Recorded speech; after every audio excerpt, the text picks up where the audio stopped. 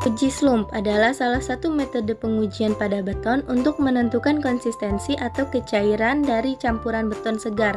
Fungsi pengujian slump pada beton ini adalah untuk mengukur sejauh mana beton dapat mengalir atau slump tanpa mengalami deformasi permanen atau mengalami hilangnya kemampuan untuk mempertahankan bentuk yang diinginkan.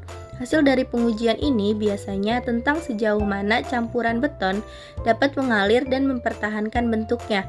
Hal ini sangat penting dalam memastikan bahwa beton memiliki konsistensi yang tepat untuk suatu pembangunan tertentu, sehingga memungkinkan pengelolaan dan pengecoran yang efektif. Adapun alat dan bahan yang digunakan pada percobaan uji slump. Alat-alat uji slump.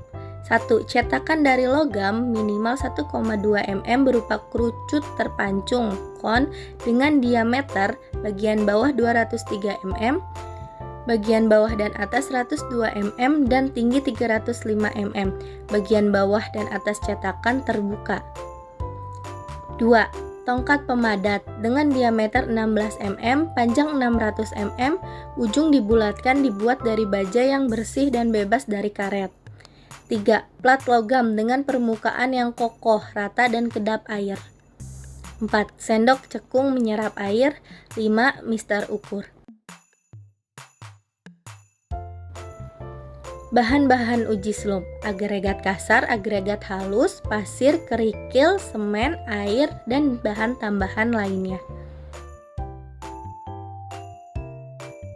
Uji slump langkah pertama yaitu membasahi cetakan dan plat menggunakan kain basah, lalu meletakkan cetakan di atas plat dengan kokoh. Setelah itu, isi cetakan dengan adonan basah dan ditumbuk menggunakan tongkat pemadat agar udara yang terkandungnya keluar.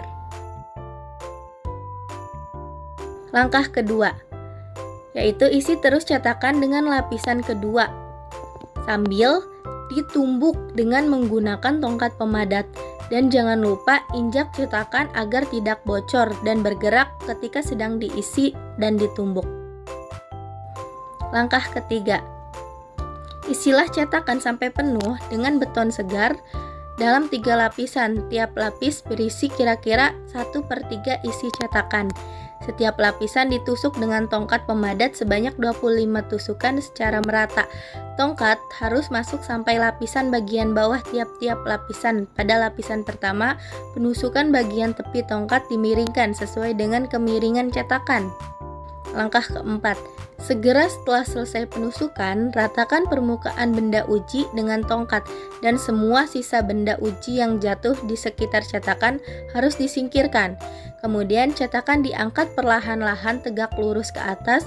Seluruh pengujian mulai dari pengisian sampai cetakan diangkat harus selesai dalam jangka waktu 2,5 menit.